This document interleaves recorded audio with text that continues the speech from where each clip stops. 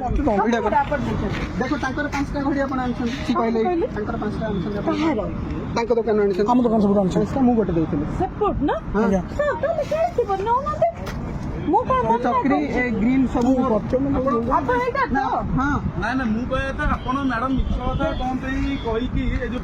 ପିଲାମାନେ ବାଣ ଦୋକାନ କରିଛନ୍ତି ଆପଣ କଣ ପାଇଁ ମିଛ କଥା କହିକି ଆପଣ ବାଣ ଦଉଛନ୍ତି ଆପଣ କମିଶନର ନାଁ କାହିଁ ବଦନାମ କରୁଛନ୍ତି ସିପିଓ ନାଁ କାହିଁ ବଦନାମ କରୁଛନ୍ତି ଆପଣ କଣ ପାଇଁ ସିପିଓ ନାଁ ବଦନାମ କରୁଛନ୍ତି ଛୋଟ ପିଲାଟି ବାଣ ଦୋକାନ ଦେଇଛନ୍ତି ଆପଣ ମିଛରେ ଆସି କହୁଛନ୍ତି ମୁଁ ସିପିଓ ଲୋକ ମତେ ବାଣ ଦିଅ ଆପଣ ମ୍ୟାଡମ ଶୁଣନ୍ତୁ ମ୍ୟାଡମ ମୁଁ ନିଜେ ଗୋଟେ ହାଇକୋର୍ଟରେ ଆଡଭୋକେଟ ଦେଖନ୍ତୁ ଆପଣ କେସ୍ ଫାଇଲ କରିଦେବି ମୁଁ ହାଇକୋର୍ଟରେ ଆଡଭୋକେଟ ମୋ ନାଁ ହେଉଛି ସ୍ମୃତି ରଞ୍ଜନ ପଟ୍ଟନାୟକ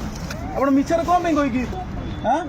ଆପଣ ଏଠି ପିଲାମାନେ ଛୋଟ ପିଲାମାନେ ଦୋକାନ ଦେଇଛନ୍ତି ଆପଣ ମିଛରେ କହୁଛନ୍ତି ସିପିଙ୍କ ମୁଁ ଷ୍ଟାଫ୍ କହିକି ଏଠି ଆସି ବାଣ ନେବେ ଆପଣ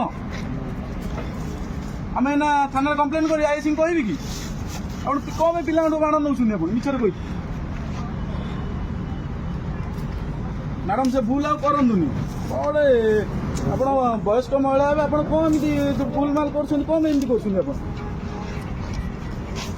ସେମିତି ମ୍ୟାଡମ କରନ୍ତୁନି ଭଲ କଥା ନୁହେଁ ଏରା ଆଉ ପିଲାମାନେ ବାଣ ଦୋକାନ ଦେଇଛନ୍ତି ଯେ ବର୍ଷକୁ ଥରେ ବାଣ ଦୋକାନ ଦେଇଛନ୍ତି ସେ ତାଙ୍କ ଲାଭ ରଖିବେ କଣ କରିବେ କଣ ନାହିଁ ଆପଣ କହିବେ ମୁଁ ସିପିଓ ଲୋକ ଡିଏସପି ଲୋକ ଡିସିପି ଲୋକ କହିବେ ଏଟା ଠିକ କଥା କି ମ୍ୟାଡମ ଦେଇଛନ୍ତି ଆମର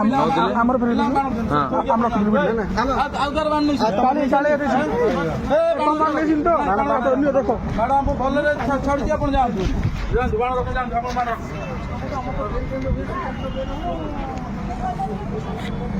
ଆଜ୍ଞା ସାର୍ ନମସ୍କାର